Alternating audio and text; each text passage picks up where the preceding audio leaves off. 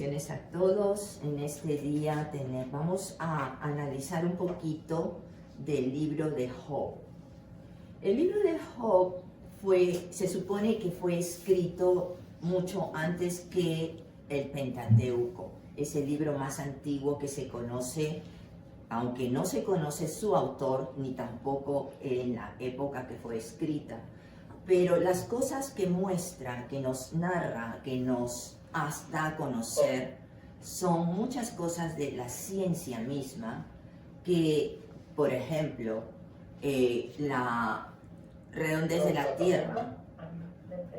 Hermano Raimundo, si puedes ponerme, por favor. La Tierra redonda nos habla cuando todavía no existía nada ni siquiera las navegaciones que se hacían a través del Atlántico o el Pacífico. Y muchas de las cosas que se prueban en la ciencia salen de la palabra escrita en el libro de Job. Pero el día de hoy no nos vamos a enfocar en eso, sino vamos y hemos puesto el título El gran porqué. Viene a ser un plural también, podemos decir los grandes porqués de la vida. ¿Cuántas veces nos preguntamos, ¿por qué me pasa esto? ¿O por qué ocurren todas estas cosas a mi alrededor? ¿Cuántas veces nos quejamos y le decimos, Señor, ¿por qué? ¿Por qué a mí? ¿Por qué a mi hijo? ¿Por qué a mi hija? ¿Por qué esto?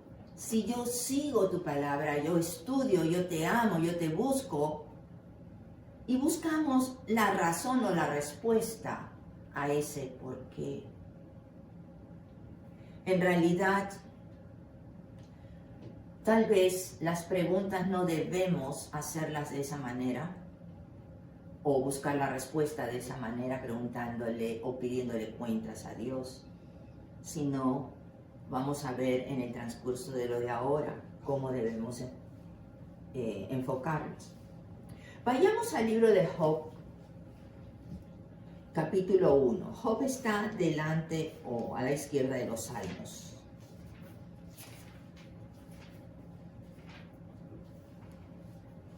Job, capítulo 1, y veamos rápidamente los versos del 1 al 3. ¿3? Del 1 al 3, sí.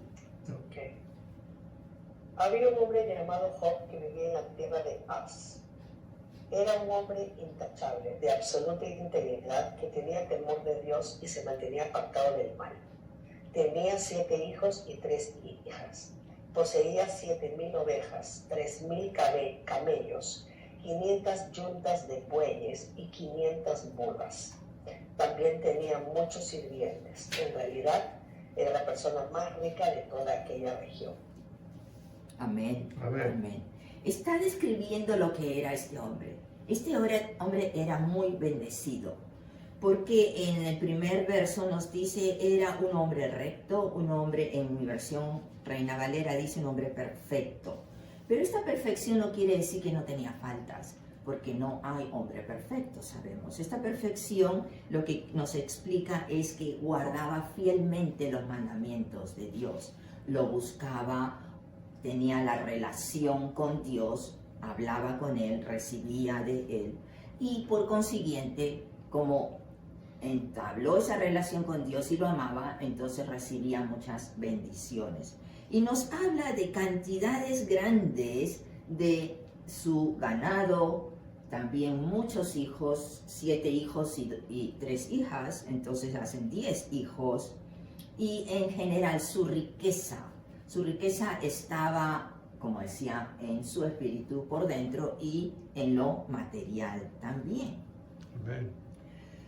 Pero entonces vemos en el verso 6 y 7, hermana María, ¿la quieres leer?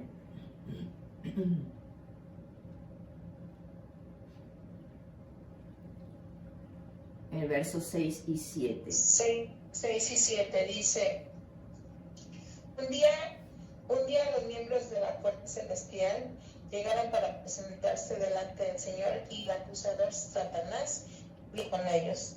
El Señor le preguntó a Satanás, ¿de dónde vienes? Satanás contestó al Señor, he estado recorriendo la tierra, observando todo lo que ocurre. Amén. Amén. Amén. Mira, Satanás tiene acceso al cielo, es lo que nos está diciendo aquí. Ha hablado directamente con Dios, junto con el resto de los ángeles, junto con el resto de la población que tenga el cielo. Y Satanás le habla directamente a Dios y Dios le pregunta, ¿de dónde vienes? Quiere decir que tiene acceso al cielo cuando también está rondando constantemente la tierra. ¿Quiénes estamos en la tierra? Somos nosotros. Entonces, cuando sabemos que las tentaciones, los malos deseos, los malos pensamientos, los ataques siempre van a venir del enemigo hacia el humano, porque él odia al humano. Pero nos dice también de que Satanás es un acusador, es un adversario, o sea que es un enemigo. En el libro de Apocalipsis 12:10 nos habla de que hacia el final de la era, Satanás va a ser quitado de la presencia de Dios, ya no va a tener más acceso. Va a ser arrojado, nos dice, del cielo, es lanzado hacia la tierra. Quiere decir que del cielo va a caer a la tierra porque ya no va a tener más acceso a la corte de Dios, y de la tierra luego de un tiempo va a seguir bajando porque ya va a ser el destino final que tiene Dios para él, el lago de fuego y azufre. Entonces, ¿qué significa primero que Satanás está delante de Dios acusándonos? ¿Qué es un acusador? Un acusador nos dice que es alguien que inculpa. ¿Quién inculpa? Es alguien que acusa delitos o faltas. Es alguien que reprocha. ¿Qué es el reprochar? Es criticar o censurar. Un acusador es alguien que calumnia o infama, que significa que atribuye falsamente actos o intenciones deshonrosas. ¿Podemos esperar algo bueno del enemigo? No, porque Jesús dijo, no hay nada bueno en él. Todo es malo, todo es, de la palabra diabólico. Entonces, y si él siempre va a estar acusándonos delante de Dios, ¿ustedes no creen que Dios se aburre también? Qué cargoso, ¿verdad? Porque nos dice día y noche, no descansa, no deja de acusarnos. Y no solamente nos acusa que sí, lo que hicimos, sino que inventa, porque estamos viendo cosas falsas. Entonces, si vamos a ver lo de Job, Job fue este hombre que tenía una vida apacible, una vida de riquezas y bendiciones de Dios, era temeroso de Dios, pero pasó muchas pruebas y aflicciones severas. Y eso es lo que vamos a analizar.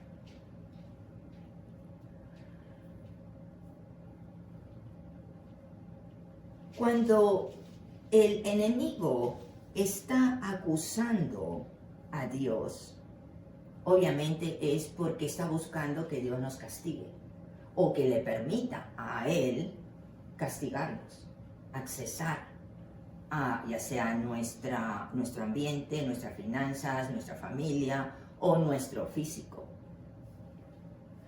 Todo depende también cómo nosotros reaccionamos. Cuando sabemos que alguien nos va a criticar o alguien nos va a acusar, tratamos a veces de no hacerlo delante de gente para no que nos critiquen, para que no nos acusen.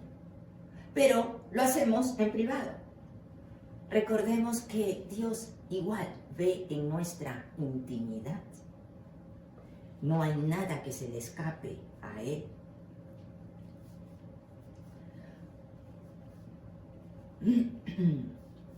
Entonces debemos ser la misma persona, con el mismo carácter, la misma mentalidad y reacción bajo cualquier ambiente y circunstancia. No solamente porque nos ven debemos cambiar. Siempre debemos hacerlo en público o intimidad, ser la misma persona con todas las características. Porque el Señor conoce lo más profundo de nuestro ser. Él nos tejió nuestro cuerpo, nos dice la palabra. Él nos formó, nos ha dado vida y nos ha puesto un corazón en donde Él quiere reinar, en donde Él quiere habitar y de allí, desde allí, guiar todo nuestro sistema y nuestros pasos que damos por delante. Amén, amén. Vayamos al verso 10. ¿Qué nos dice el verso 10, hermana Mili?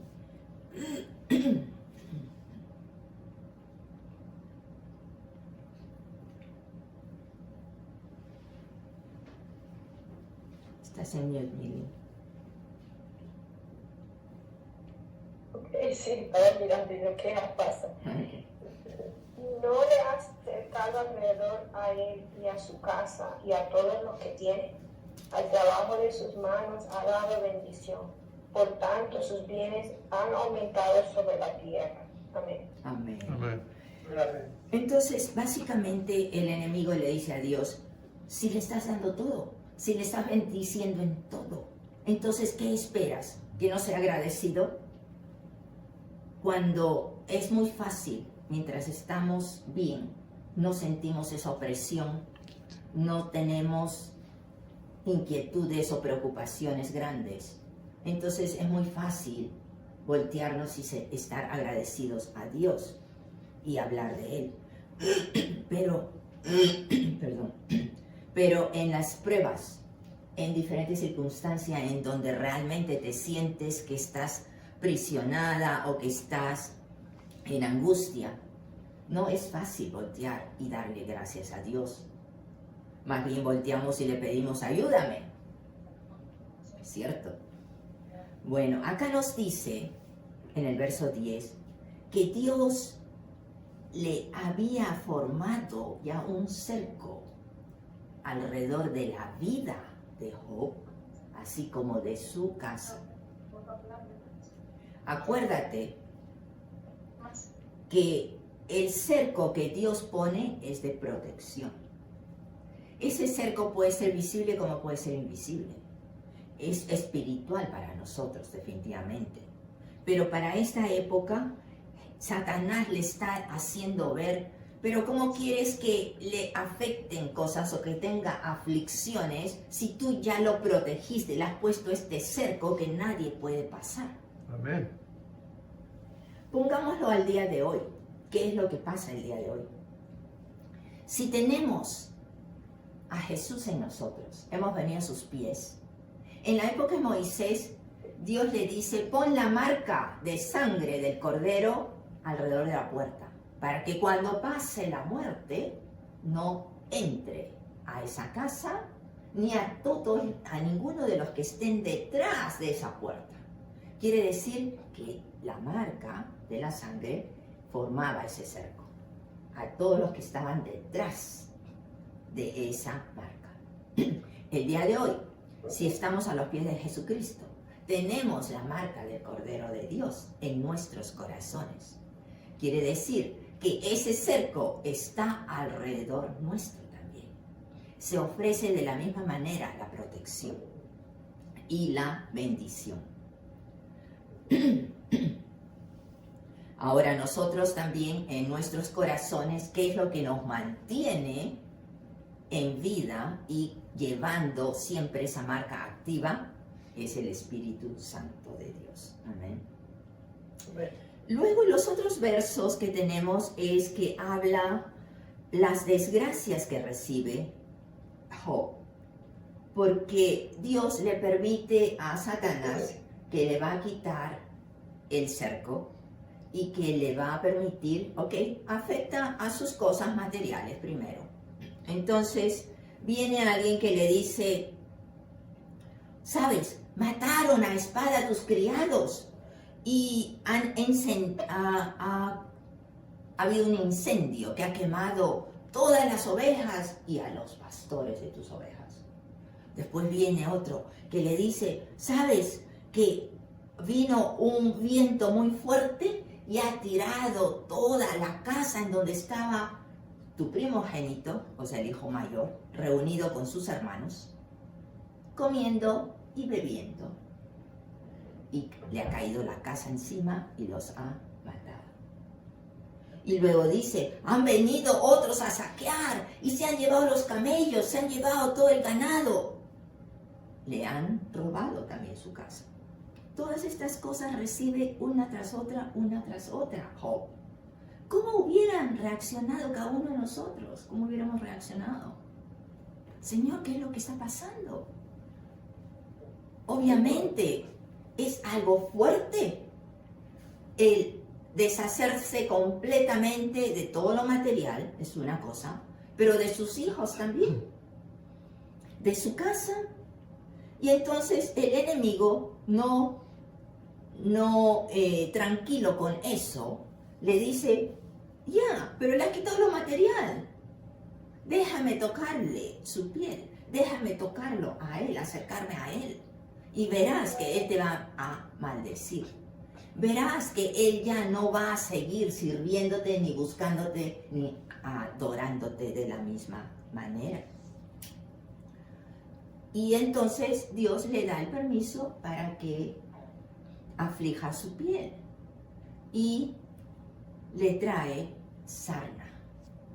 ¿Cuál es la sarna? Hoy en día no se conoce mucho sobre esto, pero nos dice la palabra aquí que el hombre tenía llagas de cabeza a pies y que era un dolor muy fuerte y al parecer las llagas le picaban, porque nos dice que él había agarrado un pedazo de cerámica para rascarse las llagas en todo el cuerpo por la desesperación de la comezón. Sin embargo, veamos en el verso 20-21 del mismo capítulo 1. Ay, Señor, está entrando arriba.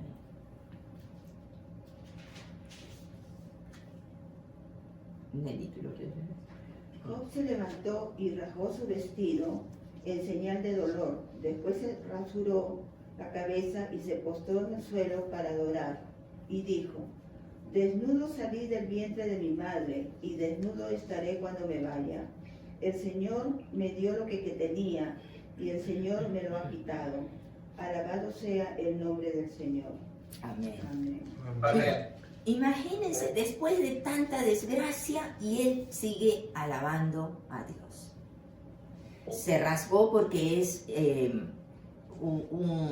una tradición para mostrar duelo en esta época, rasgarse las ropas y echarse ceniza, etc. Pero él no maldecía a Dios, ni se alejó de Dios, y más bien reconoce que vino desnudo a este mundo, igual se va a ir sin nada, y que es la voluntad de Dios. Y entonces nos dice, igual lo adoró. ¿Qué reacción tan diferente a lo normal? ¿Cierto? Porque todos preguntaríamos, ¿qué pasa? ¿Por qué? ¿Por qué? Si ahora, hoy en día, te da el resfrío o te da el flu que está ahorita en las corrientes, te duele el cuerpo, te da fiebre, te sientes mal y dices, ay Señor, quítame este dolor que ya no puedo más. Sabemos que todo tiene un proceso. El resfrío, el flu, todo eso tiene unos días, 3-4 días es lo normal generalmente. Pero le reclamas, ¿por qué a mí? Me duele, no puedo moverme. Y nos quedamos quejándonos todo el tiempo. Pero él no se quejó, él demostró su fe. La conversación aquí que muestra entre Satanás y Dios es básicamente una narrativa para mostrarnos cómo actúa el enemigo de la humanidad. Dime. ¿Qué es lo que va a hacer y acusar constantemente para buscar el punto débil nuestro y mostrarlo más grande o hacerlo que caigamos más profundo si hemos caído? Entonces, definitivamente está mostrando el odio que tiene el diablo o Satanás contra el humano. En el Evangelio de Juan, los capítulos 12, 14 y 16, Jesús llama a Satanás como el príncipe de este mundo. ¿Por qué? Porque él tiene influencia sobre las personas que viven en esta tierra, sobre sus ideas y las filosofías creadas por la humanidad. Él está gobernando hasta el fin de los tiempos, como estaba diciendo, la tierra o el mundo. Entonces la sarna es el punto más fuerte en lo físico de Job que va a recibir. Y vamos a ver la reacción de su esposa. Sabemos que sus hijos murieron. Vamos a ver la reacción de su esposa en el capítulo 2 y veamos el verso 9. ¿Cuántos de nosotros podemos reaccionar de la misma manera? ¿Qué dice? Entonces le dijo su mujer: ¿aún retienes tu integridad? Maldice a Dios y muérete. Amén. La reacción de la esposa. ¿Cómo, estando como estás, todo lo que ha venido a nosotros y todavía vas a seguir bendiciendo a Dios? Despierta. Mira tu realidad. Podemos decir nosotros hoy en día lo mismo. ¿Pero qué hizo el hombre? No, el hombre seguía confiado en que Dios iba a sacarlo de esa prueba. Saltemos al capítulo 13.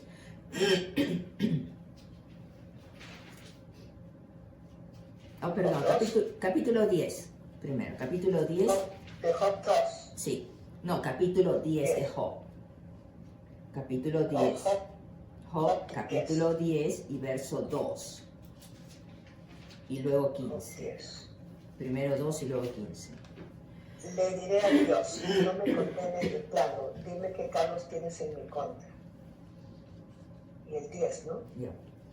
15, Tus 15, días 15. el 15. Si soy culpable, mala suerte para mí. Aún si soy inocente, no puedo mantener mi cabeza en alto porque estoy lleno de vergüenza y sufrimiento.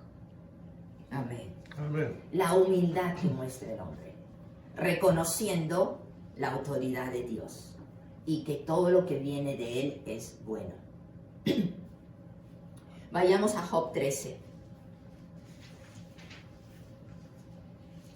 y veamos el verso 13 al 16. Lo voy a leer yo. Escuchadme y hablaré yo, y que me venga después lo que viniere. ¿Por qué quitaré yo mi carne con mis dientes y tomaré mi vida en mi mano? Esto nos hace pensar en mucha gente que se suicida porque no puede llevar la aflicción. El 15. He aquí, aunque él me matare, en él esperaré. Mira la fe y la esperanza en Dios. No obstante, defenderé delante de él mis caminos, y él mismo será mi salvación, porque no entrará en su presencia el impío. El hombre conocía la salvación que ofrece Dios, y que aquel que está en él es el que la va a conseguir. Aquel que clama a Jesús, nos dice en el Nuevo Testamento, va a ser salvo. Es lo que tenemos que tener presente en cualquier circunstancia, en cualquier opresión, en cualquier angustia, tribulación, tenemos que pensar quién es nuestro Salvador y qué nos dice en su palabra. El qué hacer nos va a llevar, como nos dice la palabra de Dios. El Espíritu Santo nos va a traer el recuerdo de lo que hemos aprendido o leído de su palabra para aplicarla en el momento que más necesitamos. El mundo de Job colapsó hasta que en el capítulo 42, y voy a saltar ahora por el tiempo, porque no tengo mucho tiempo, hasta que en el capítulo 42 nos dice, el último capítulo de Job,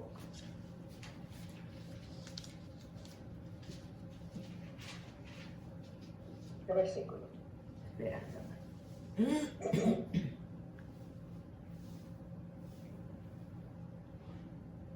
1, 2 y 5.